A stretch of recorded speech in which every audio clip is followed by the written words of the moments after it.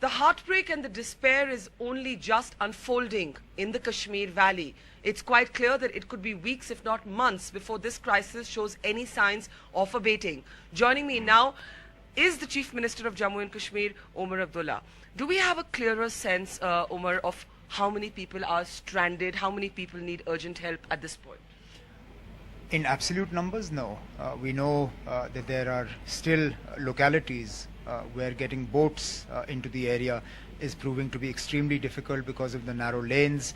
Even the receding waters are adding their own complications, because initially when the water levels were high, we were able to take these boats over people's walls.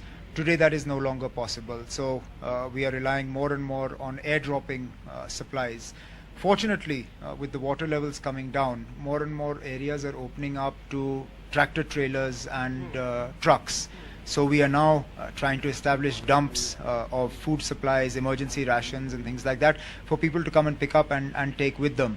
The initial sort of flood of demands to be evacuated has now converted into demands for food, supplies, water, things like that. So we are reorienting our mission accordingly as well. I was just going to ask you that this morning when we went on a boat rescue, most of the people we met did not actually want to leave their homes. And the GOC of 15 Corps is also confirming that sometimes people are being evacuated in the morning and going back home in the evening. So does this create an absolutely brand new variable? Well, we've actually factored this variable in since yesterday. In fact, yesterday in the morning, we actually have two meetings at which we try and get a semblance of what's happening. One at 9 in the morning, one at 7 in the evening. Yesterday morning, it had more or less been established that there are less and less people seeking to be evacuated, and more people actually getting angry seeing empty boats.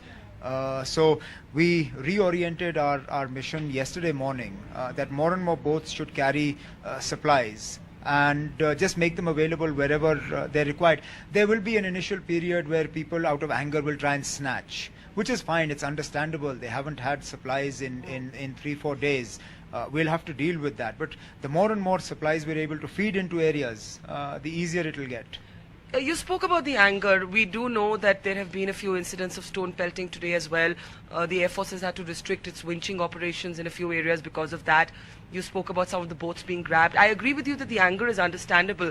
But how does the rescue team, how does any rescue team, how does the state government respond to this very palpable public anger on the street? You know, Barkha, if this was just anger, I would understand it.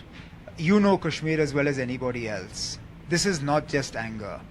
These are unfortunately also elements that have always sought to sort of fish in troubled waters, that are coming into affected areas and trying to incite trouble.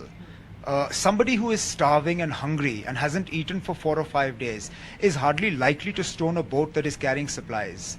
You're only going to have energy to throw stones if you're reasonably well fed and rested. So I'm sorry to say that in a lot of areas, we actually know of people who are moving in from unaffected places with the aim of creating trouble and disrupting the rescue efforts because they want people to be more and more angry and disillusioned with things. So you're actually suggesting that separatist elements are infiltrating areas that are flood hit and provoking trouble? I am suggesting that while resentment and anger and slogan shouting is largely from people that have not seen food, that are angry with the rescue efforts to snatch boats, throw stones at helicopters, these are not people who are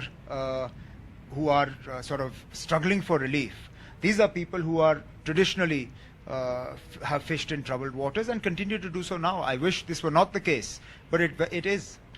How do you deal with, in this very difficult moment when people are angry and emotional in any case, the fact that the state government keeps getting targeted? You know, people keep saying, administration kahan hai, administration kahan hai. How do you respond to that? Honestly, for the first 24 to 36 hours, that was my question. I mean, try and understand the scale of what we went through. Can you remember a single natural disaster in this country that took out the capital city? The Gujarat earthquake took out Bhuj, not Gandhinagar. The Orissa super cyclone took out the coastal areas, not Bhubaneswar. The Uttarakhand disaster took out the areas along the Ganga, not Dehradun. So wherever you had a natural disaster, you had a functioning government. I had no government. I started the rebuilding of this effort with 6 people in a room. Why did you have no government? Because we were swept away by the water. We had no communication with each other. My secretariat was underwater. My police headquarters was underwater. My control room was underwater. My fire services was underwater. 2 of my key hospitals were underwater. You tell me which infrastructure of the state government was not underwater. Coupled with that, I had no cell phones. I had no connectivity. The only communication I could have was with a person sitting opposite me, which means that our initial operation started with 6 people. We have then scaled up to the point where we are now able to talk largely with almost everybody we need to. One by one, we've assembled our team of officers, our police people. We had no idea where anybody was. Today I'm meeting ministers after 6 days because they got swept up by the floods and were kept in people's homes. I'm now gradually starting to track down my ministers and officers. You know, there isn't an example that I can quote for you where a government machinery was so devastated by natural circumstances. I mean, look at the Corps headquarters. Yeah. The army was operating out of our civil helipad because their helipad was under 10 feet of water. They themselves have scrambled to reorient themselves to this problem. But when all the credit, in a sense, goes to the armed forces, how do you respond to that? No, all credit to them. I am not in the credit game. I mean, they've done a commendable job under very difficult circumstances. If people want to believe that the state government has done nothing, so be it. I honestly am not going to get into this credit battle. My only aim and my only desire is to see that an adequate quantity of relief material gets to people who need it. Whose hands that relief material reaches them through, I am least concerned by. Okay. Let me ask you a last question. You said that warnings were given for people to evacuate and people ignored those warnings. Do you believe the state government did everything it could to have an emergency response in place? No, we had a response in place. We just didn't have one designed for waters at this level. You know, this whole thing about why didn't you predict this? Why didn't you see this coming? You know, it might surprise you to know that we actually had a proposal pending with the government of India where we told them that we'd like to prepare a flood protection plan to evacuate 1.25 lakh cusics of water because that is possible in a flood. That proposal has bounced back and forth with any number of questions and queries and answers, questions being asked, can you prove to us that this water level is possible? Today we've practically shown you that this is the water level that we've had to deal with. There was no way that I could possibly have imagined areas of Srinagar submerged that I saw submerged this time. Clearly, we are going to have to reorient our baseline of what is possible in a flood. Old records have to be thrown away. And that's what we're going to do. It's not going to be easy. It's going to be a very difficult and a very... What time frame are we looking at in conclusion? I mean, for the larger ones? No. How long is it before, for example, Bakshi Stadium, the Secretariat, the High Court, all of these are underwater. The police control room was underwater.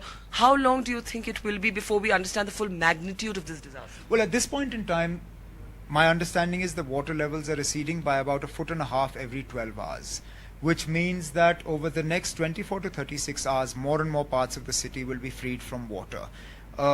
In terms of the magnitude of the cost of this disaster, I don't think anybody at this point can hazard a guess. In terms of time, I think it will take us about a week or 10 days before the areas that are underwater are dried out. Relief, as you saw, is already being distributed. We've already worked out a package of initial financial assistance to people. We're going to provide 75,000 for every fully damaged house. We're working out a package for partially damaged houses. We've also appealed to the government of India because these levels are very low. So this is an initial sort of announcement. We're going to scale it up. We've also announced 6 months free rations to people. We are going to have to redesign the examination schedule because otherwise children will lose an entire calendar year of their education. I need to reassure people that their money is safe in banks. I've told J&K Bank to immediately organize some sort of press briefing because I understand people are very concerned about bank records and things like that. So, I mean, aside from the initial damage that the flood has done, I can assure people that in the long term, we will ensure that whatever we have to do to make sure children's careers, businesses, bank records, all that will remain intact, and we'll go forward from there. Well, it's a difficult time for the state and for you and for everybody here. Thank you so much, Tom. Thanks.